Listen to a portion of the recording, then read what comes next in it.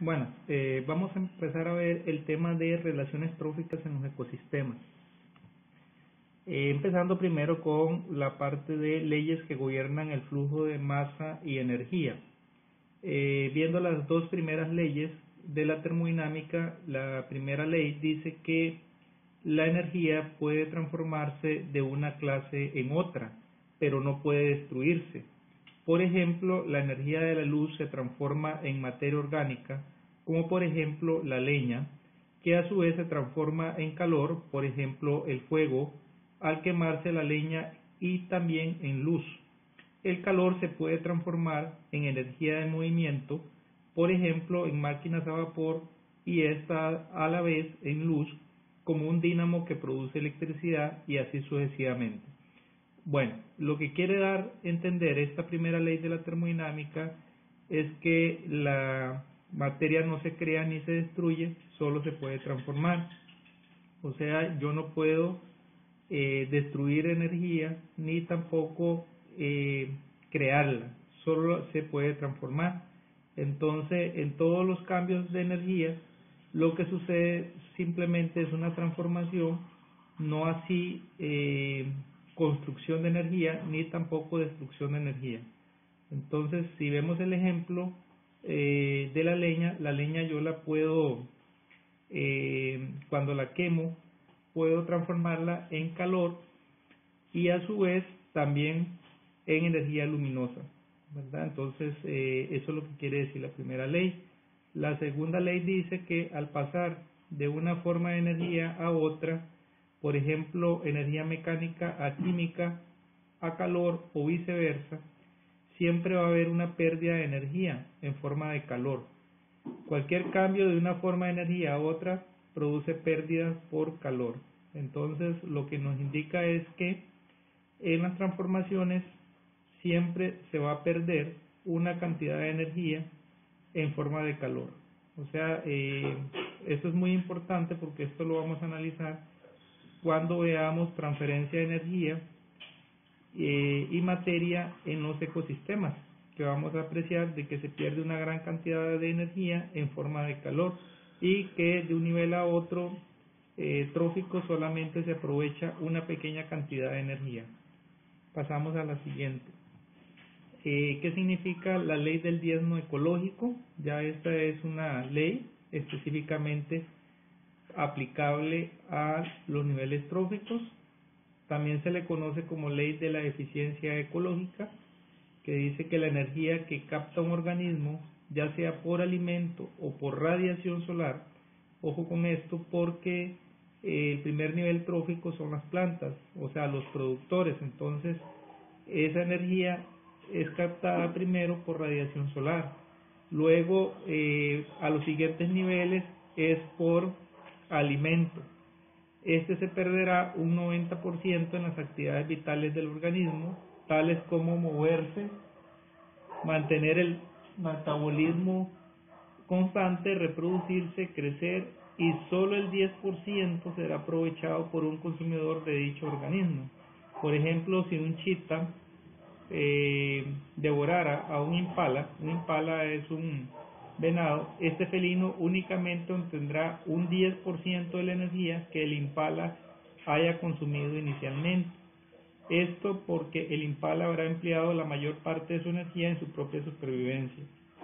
Entonces, obviamente, digamos, el impala para su supervivencia tiene que buscar alimento y también poderse defender de sus depredadores. Entonces, mucha de la energía que él obtuvo a través de las plantas, al ser el herbívoro, mucha de esa energía la utilizó para, digamos, defenderse de los depredadores y también en la búsqueda de alimentos. Esto se aplica de la misma manera en todos los niveles de la pirámide alimenticia, en todos los niveles de la cadena trófica, de modo que el organismo tope, que es el organismo que está en la parte más alta de la cadena alimenticia o de la pirámide alimenticia, por ejemplo un buitre carroñero, obtendría solamente un 0,001% de la energía total de la pirámide. Entonces, conforme vayamos subiendo en los diferentes niveles tróficos, solo se obtiene el 10% de la energía, o es aprovechable el 10% de la energía por cada nivel. Entonces el de la parte más alta pues solamente va a obtener una pequeña fracción de energía en la parte superior, ¿verdad? La entropía es una medida de la cantidad de energía no disponible en un sistema, o sea, energía que no va a estar disponible para los diferentes niveles. También es el grado de desorden de un sistema. Cuanto mayor es la magnitud de la entropía, mayor es la cantidad de energía no disponible. O sea, entre más desorden haya en el sistema, menor es la cantidad disponible, y también tiene que depender también del grado de desorden de ese sistema, ¿verdad? Entonces, entre más desorden, menos energía disponible para el siguiente nivel trófico. Luego aquí tenemos un esquema de flujo de materia y energía en los ecosistemas. En realidad, digamos, son niveles tróficos que se presentan en los ecosistemas, siendo el primer nivel el nivel de los productores, que son los que van a obtener la materia orgánica, como vemos acá, a través del proceso de fotosíntesis, ¿verdad? Que se necesita, lógicamente, la captación de la energía luminosa o energía del sol para producir esta materia orgánica, que generalmente son carbohidratos, ¿verdad? Como la glucosa. Posteriormente, estos productores son consumidos o devorados por los consumidores primarios, que son los herbívoros. Estos herbívoros, al alimentarse de las plantas, obtienen esta energía y obtienen también materia. Luego, los consumidores secundarios obtienen de los consumidores primarios la energía. Estos consumidores secundarios se llaman carnívoros de primer nivel. Y luego tenemos los consumidores terciarios o carnívoros de segundo nivel, que también van obteniendo la energía de los consumidores secundarios conforme van alimentándose del nivel trófico inferior, para de último obtener la energía los descomponedores cuando todos mueren. Por ejemplo, cuando las plantas, los consumidores primarios, consumidores secundarios y consumidores terciarios mueren, los descomponedores son los encargados de obtener de último una pequeña fracción de la energía. Pero como ven ustedes acá, esta flechita lo que indica es pérdida de energía. Entonces se va perdiendo energía conforme se va pasando de un nivel trófico a otro.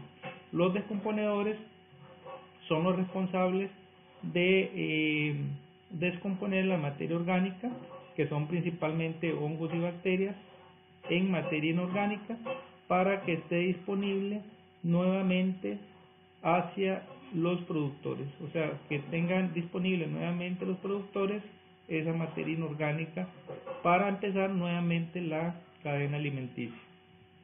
Luego tenemos aquí la definición de qué es un nivel trófico. Aquí observamos una pirámide alimenticia con los organismos que representan a cada nivel. ¿Qué es un nivel trófico? Es la posición que tiene un ser vivo dentro de la cadena alimentaria. En este primer nivel están los productores, ¿verdad? Dentro de ellos tenemos a las plantas principalmente y algunas bacterias que forman sustancias orgánicas a partir de sustancias inorgánicas, pero no a través de fotosíntesis, ¿verdad? Estos productores se dividen en dos grupos, que son los autótrofos.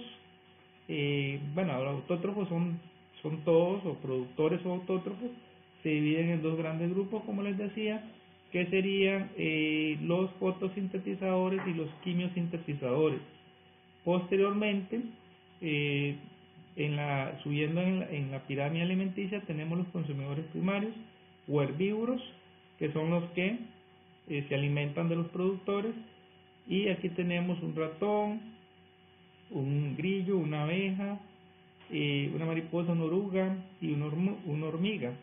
Algo muy importante es que todos estos consumidores primarios herbívoros se alimentan de una parte o la totalidad de un productor, no necesariamente tiene que ser de todo el productor, ¿verdad? Por ejemplo, la hormiga de hojas, la oruga de hojas, la abeja, por ejemplo, es del néctar de la planta. Entonces, en realidad, cuando consumen una parte o la totalidad de un productor, a eso se le llaman entonces consumidores primarios. En el segundo nivel tenemos, en el segundo nivel los consumidores primarios, luego tenemos en el tercer nivel los consumidores secundarios o carnívoros de primer orden, ¿ok? Porque consumen o devoran a los consumidores primarios. Entonces aquí tenemos un sapo, un ave, que puede ser un gavilán perfectamente, y tenemos también a otro tipo de roedor. Cualquiera de estos consume a los consumidores primarios. Por ejemplo, un sapo puede comerse, digamos, por ejemplo, a una abeja, ¿verdad? O a una mariposa. Luego esta ave puede consumirse o comerse o devorarse a este ratón. Luego tenemos el consumidores terciarios o carnívoros de segundo orden, que son aquellos que consumen o devoran a los consumidores secundarios, pero también podrían consumir o devorar a los consumidores primarios, ¿verdad? Entonces, los carnívoros de segundo orden, pueden consumir a consumidores secundarios o a consumidores primarios. Y en la parte más alta de esta pirámide tenemos a los consumidores cuaternarios o carnívoros de tercer orden, ¿verdad? Entonces estos de acá pueden comer a los consumidores terciarios, secundarios o a los primarios, por ejemplo en caso del ratón, ¿verdad? Estos no, pero sí, digamos, el ratón sí. Y en el último nivel, los seres descomponedores se encuentran en los niveles a partir del segundo nivel trófico. A partir del segundo nivel trófico, más o menos por aquí, están los descomponedores o están fuera de la pirámide, ya sea que se alimentan de los restos de organismos, o sea, de todos estos, tanto de plantas, consumidores primarios, secundarios y terciarios, y cuaternarios, como dije anteriormente, ¿verdad? Dentro de los niveles tróficos, vamos a ir viendo cada nivel, primero empezando con los productores, ¿verdad? Son los llamados autótrofos, porque producen su alimento por sí mismos, o productores primarios, y constituyen el primer eslabón de la cadena alimenticia. Elaboran moléculas orgánicas ricas en energía como celulosa y la glucosa, como lo había dicho anteriormente. Dentro de estos productores tenemos dos grandes grupos, que son los fotosintetizadores y los quimiosintetizadores. Los fotosintetizadores son principalmente las plantas, los que realizan el proceso de fotosíntesis, como la palabra lo dice. Foto es luz, síntesis de energía por medio de la luz con la energía solar, y ejemplo tenemos a todas las plantas. Aquí podemos apreciar en el esquema, serían estos y estos de acá. Los quimiosintetizadores obtienen la energía a partir de la materia inorgánica, ejemplo las bacterias que viven en las profundidades del océano y se alimentan de azufre, por ejemplo estas de acá. No serían todas las bacterias, serían solamente este grupo de bacterias que también son productoras o quimiosintetizadoras. Luego tenemos a los consumidores, ¿okay? Que este es el grupo en que más se subdivide, ¿verdad? Son los llamados seres heterótrofos, que no son capaces de producir su propio alimento, necesitan conseguirlo a través de la depredación de los grupos o niveles inferiores. Consumidores primarios o herbívoros, son los organismos herbívoros, como vemos acá. Por medio de ellos ingresa la energía producida por las plantas al reino animal, ¿verdad? Y los tenemos aquí arriba. Entonces estos serían los herbívoros o consumidores primarios, ¿verdad? Como podemos visualizar en la fotografía, vemos a un grupo de ovejas comiendo, digamos, zacate, ¿verdad? O parte, digamos, de una planta, en este caso pues las hojas o las hojas o parte, digamos, de la planta, ¿verdad? Luego tenemos consumidores secundarios, son los llamados carnívoros primarios o carnívoros de primer orden, ya que se alimentan de los herbívoros, que serían estos de acá. La ardilla, por ejemplo, ¿verdad?, que se alimenta de una parte de las plantas, un lobo y un pingüino. Luego tenemos los consumidores terciarios, que corresponden a los carnívoros de segundo orden o secundarios, y dentro de esos tenemos otra subdivisión que serían omnívoros, saprófagos, necrófagos o carroñeros, coprófagos y detritívoros. Los omnívoros son los que comen plantas y carne, y en este caso está el ser humano. Pueden ocupar varios niveles tróficos, ¿verdad? Los saprófagos se alimentan de la materia orgánica muerta, ayudan a la descomposición de la materia orgánica y mantienen la fertilidad del suelo. Por ejemplo, se tienen los siguientes: necrófagos o carroñeros se alimentan de cadáveres y materia orgánica descompuesta. Los coprófagos se alimentan de los excrementos de otros animales, y los detritívoros, degradadores o comedores de detritos, se alimentan de materia orgánica fragmentada. Entonces, pues el grupo de los consumidores terciarios se subdivide en grandes divisiones, ¿verdad? Digamos, es una división bastante amplia. Luego tenemos los descomponedores, que son los organismos que descomponen la materia orgánica, como la palabra lo dice, y dentro de este grupo pues clasificamos a los saprófitos y a los mineralizadores. Los saprófitos se alimentan de materia orgánica por medio de una digestión externa, ¿ok? Y los mineralizadores obtienen la energía de la materia orgánica, proceden del metabolismo de otros organismos, transformándola en sales minerales asimilables para otros seres vivos, pero principalmente son saprófitos, ¿verdad?, hongos y bacterias. Acá tenemos una representación de cómo fluye la materia y la energía en los ecosistemas. Primero como cadenas tróficas. Aquí podemos apreciar dos cadenas, ¿verdad? Una más sencillita como esta de acá, y esta un poquito más amplia con otro nivel trófico más. Las redes tróficas, que es un grupo de cadenas alimenticias, como podemos ver acá. Entonces es mucho más compleja. De hecho, en los ecosistemas lo que hay son redes, no tanto cadenas, porque digamos redes, hay muchas cadenas implícitas dentro del ecosistema, entonces por eso es que es mucho más amplio eso. Y las pirámides tróficas, que prácticamente es una representación de los diferentes niveles tróficos, que es exactamente lo mismo, nada más que en forma de pirámide, colocando a los productores u autótrofos en la base de la pirámide, y en la parte más alta pues vamos a tener a los consumidores terciarios o cuaternarios, dependiendo la complejidad, digamos, de la red. Ahora vamos a ir viendo cada uno de los niveles que vemos de acuerdo a el nivel de complejidad. Primero lo que es una cadena alimenticia o cadena trófica, que señala las relaciones alimenticias entre productores, consumidores y descomponedores. En otras palabras, la cadena refleja quién se come a quién. Un ser vivo se alimenta del que lo procede en la cadena y a la vez es comido por el que sigue, ¿verdad? Entonces podemos ver acá una muy simple, apenas con 3 niveles. Una mazorca de maíz consumida por un ratón, y el ratón es consumido por una lechuza.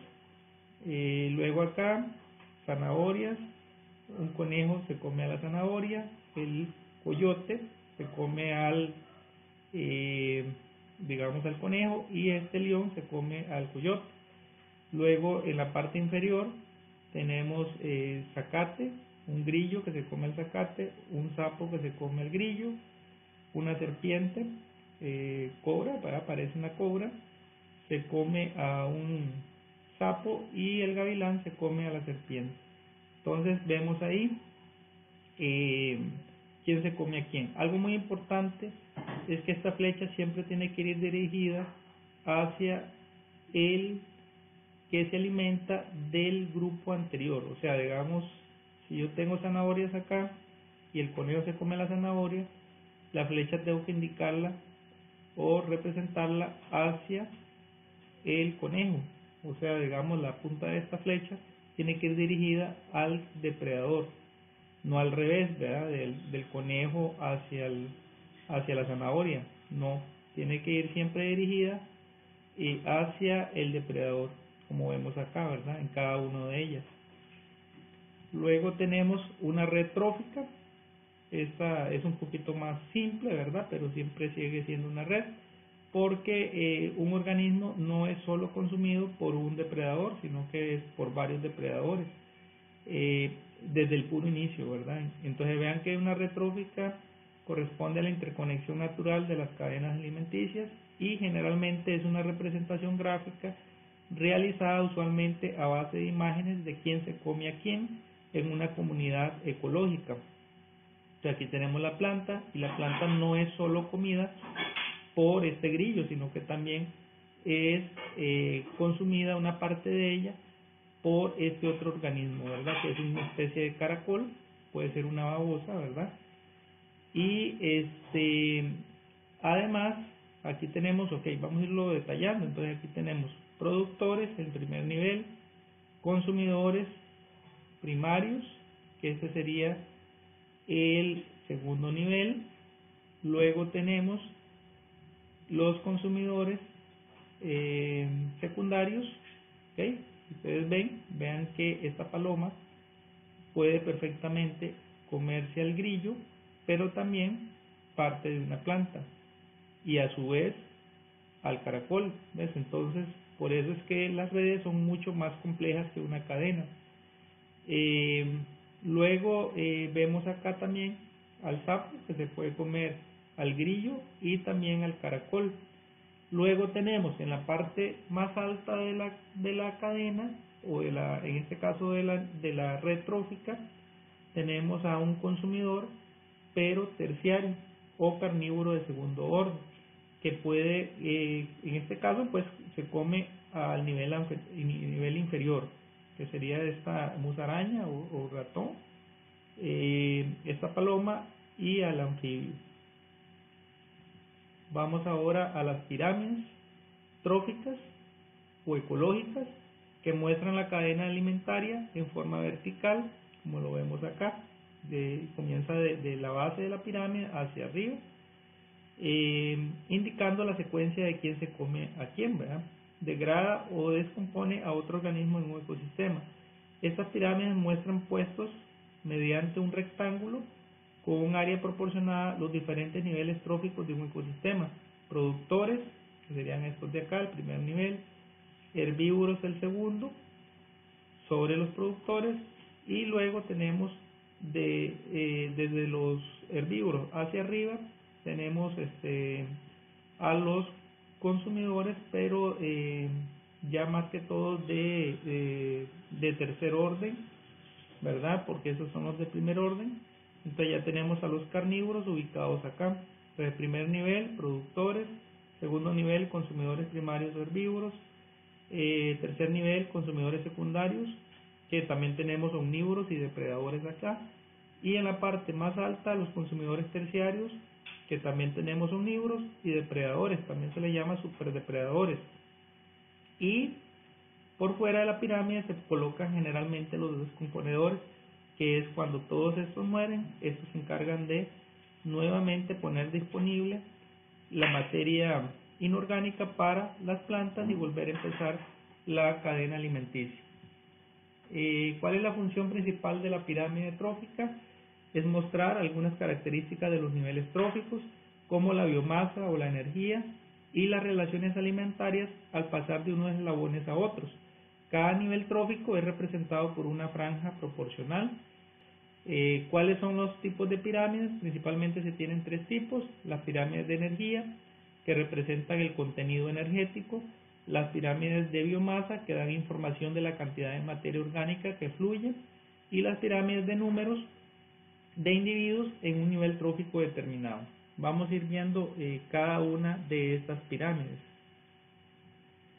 Primero con la pirámide de energía, que es útil para cuantificar y mostrar mediante una trama la transferencia de energía de un organismo a otro a lo largo de la cadena alimentaria, expresando ese flujo energético, unidades de medición como las calorías o los joules.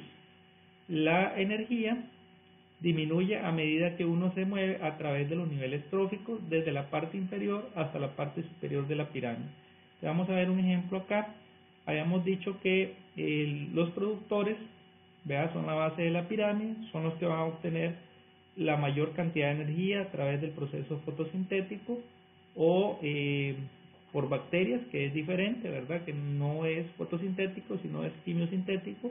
Por ejemplo, acá vamos a tomar una planta, porque esa es la que tenemos acá. Vean que produce 10.000 calorías o joules, vamos a suponer que son calorías. Entonces tenemos 10.000 calorías, obtiene la planta del proceso fotosintético, y vean que solo el 10% de estos 10.000 es prácticamente obtenido por el grillo. Entonces de 10.000 solamente 1.000, ¿verdad? Que esos serían los consumidores primarios. Luego tenemos a este ratón, de estos 1.000 solo el 10% de la energía la obtiene, entonces serían 100 calorías, y la serpiente solamente obtiene 10 calorías de las 10.000 que inicialmente se habían obtenido o había obtenido la planta, ¿verdad? Entonces vean que conforme se va subiendo en los diferentes niveles, se va perdiendo una gran cantidad de energía en forma de calor, ¿verdad? Digamos, si esta serpiente apenas obtuvo 10, 90 calorías se perdieron en forma de calor. Acá, por ejemplo, solo 100 calorías obtuvo esta rata o ratón de los 1.000, ¿verdad? Entonces vean que mucha cantidad de energía que se pierde en forma de calor. Luego tenemos las pirámides de biomasa, que muestran cuánta biomasa está presente en los organismos de cada nivel trófico. Este tipo de pirámide muestra una visión estática y gráfica de la distribución de la biomasa en una comunidad entre productores, consumidores y a veces los descomponedores. Es estática porque se centra en la distribución de la biomasa, materia orgánica, en un momento determinado.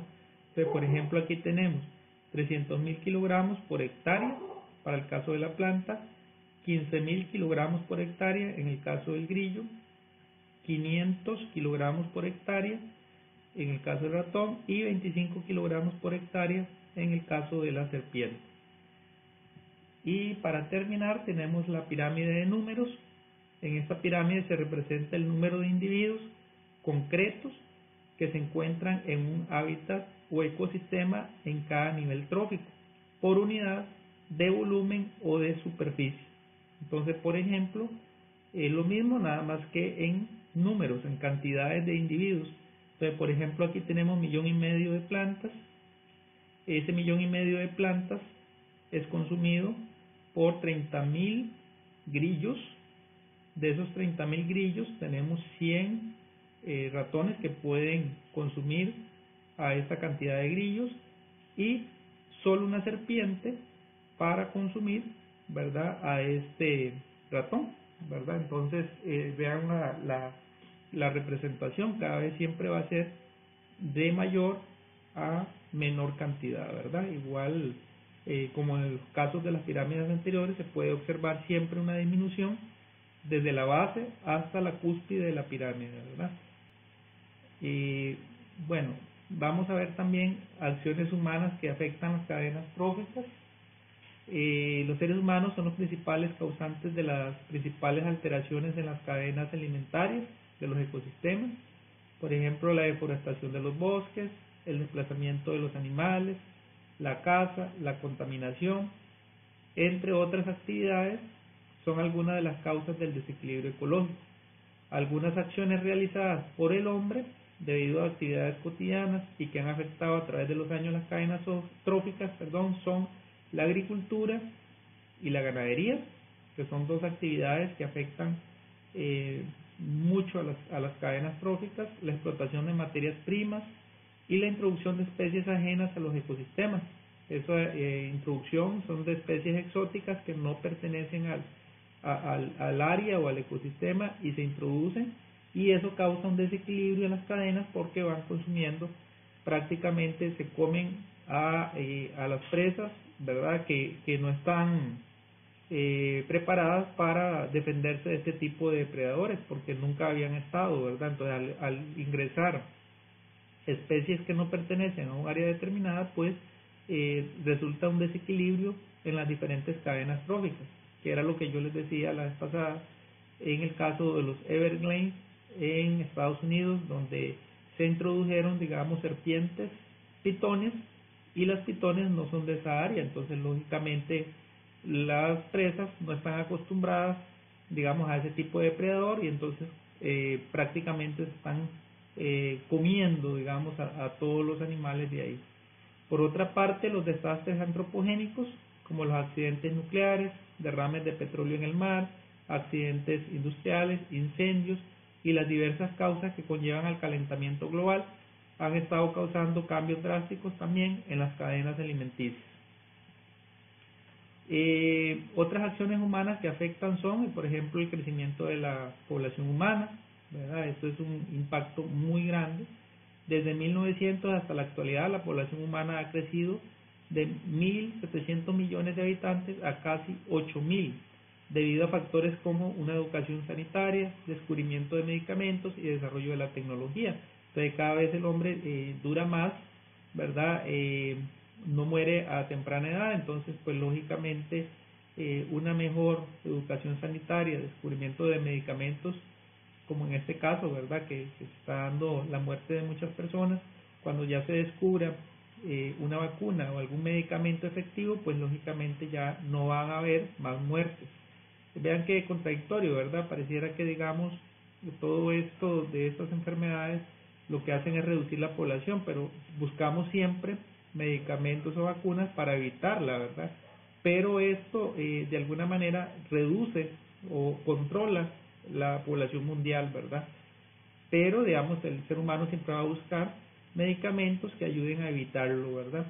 Y esto pues causa un impacto directamente en las poblaciones de animales que cada vez se ven más presionadas por la población humana, y desarrollo de la tecnología también. Aumento de residuos, como podemos visualizar acá. Un problema asociado al aumento de la población es la acumulación de residuos, o sea, basura, que resulta incompatible con la existencia de los seres vivos, ¿verdad? Ningún área de estas donde vemos esto vamos a encontrar animales solamente sopilotes, ¿verdad? Buscando alimentos por ahí, o algún tipo de roedor, pero prácticamente son zonas donde la vegetación o los animales está ausente. Luego el urbanismo, que es el desarrollo de las grandes urbes, ciudades, incrementa la contaminación, disminuye la cantidad de terreno agrícola, ¿verdad?, que se pueda sembrar, y provoca pérdida de ecosistemas naturales para construir las grandes urbes, ¿verdad? Entonces es un impacto muy grande. La industrialización, el impacto del desarrollo de la industria se debe a la gran demanda de energía y agua que requiere, los efectos que provoca en el calentamiento global y los productos contaminantes que genera.